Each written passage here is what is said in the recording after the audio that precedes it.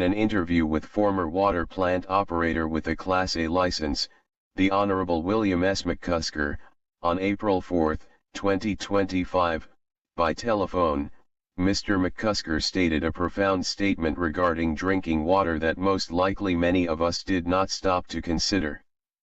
Here is his statement on copper in the drinking water. Public water supply.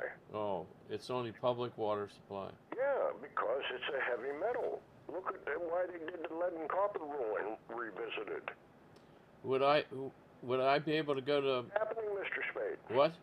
What's happening is from the water main to my house and most other people on this system, that line is 3/4 inch K copper. And most of the plumbing inside older homes is 3/4 K copper. Meaning you can flare it, you know? Right. But it's copper, and water moving through it makes the ions between the metal and the water react one to the other. That's why at solder joints you see the green. That's it, the lead and the copper fusing, making green.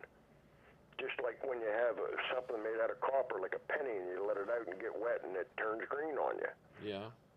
Well, that's poison. And they're finding out that, remember I said about 87 million a year from 2021 to October of 24? That's what EPA gave to Pennsylvania DEP, and it was for abatement, because the sewage, they learned you don't put a Band-Aid out and then not fund it. But there's so many people becoming sick with copper poisoning, all these symptoms, and they're finally determining that it's copper poisoning, and it's from their damn service line entries. And the water staying in their pipes all night long, and no one, like from the water authority, telling them, hey, when you get up in the morning, make sure you draw water enough to pull it from the main so that you're not absorbing, like making your coffee with the water that laid in your pipes all night. Because it's leaching the copper and the lead out of the joints into the water, and then when you turn it on, you're getting it. No one's telling them that. Well, that's the first I heard of it. Well, I used to draw my water and do my flowers, and you know what I found out? It was killing my flowers. So I would draw a 2-gallon out and just discard it. I'd rather, pay for 60, 100 gallon a month and know that I'm not making my brain dead from the lead and poisoning all my organs with copper. What about if I take that and put it in a zero filter system? Would that get the copper?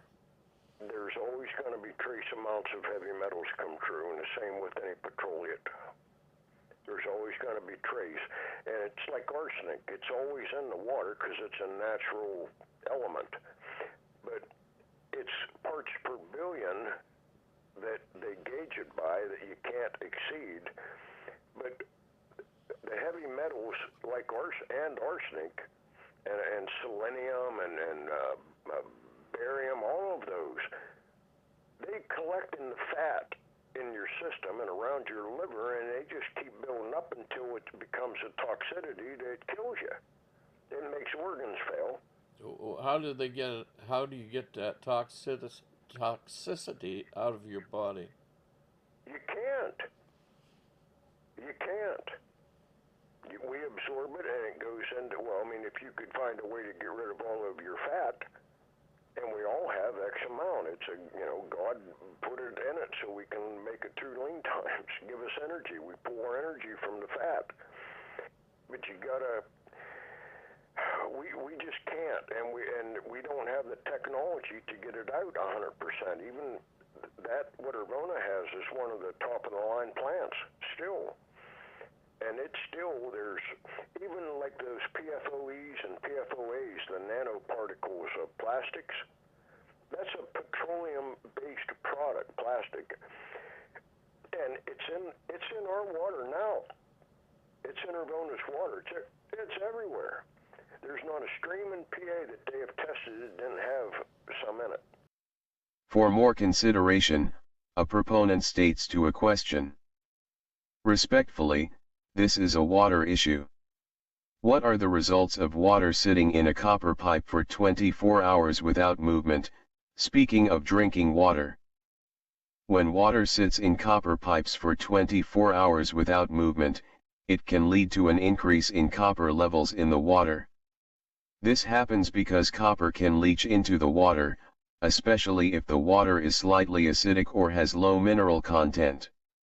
While copper is an essential nutrient in small amounts, consuming water with elevated copper levels over time can pose health risks, such as nausea, vomiting, diarrhea, and stomach cramps. To minimize exposure, it's recommended to let the water run for about a minute before using it for drinking or cooking, especially if it has been sitting in the pipes for an extended period. This simple step can help flush out water with higher copper concentrations. If you're concerned about copper levels in your water, you might consider testing it or using a water filter designed to reduce copper content. Let me know if you'd like more information. Does the Commonwealth of Pennsylvania have any written warning regarding copper water pipes? Yes, the Commonwealth of Pennsylvania addresses concerns about copper in drinking water through its implementation of the lead and copper rule. This regulation is designed to minimize lead and copper levels in drinking water by reducing water corrosivity, which can cause these metals to leach from plumbing materials. Public water systems are required to monitor copper levels and take corrective actions if they exceed the established limits. If you're interested in more details, you can explore the information provided by the Pennsylvania Department of Environmental Protection here. Let me know if you'd like help navigating these resources.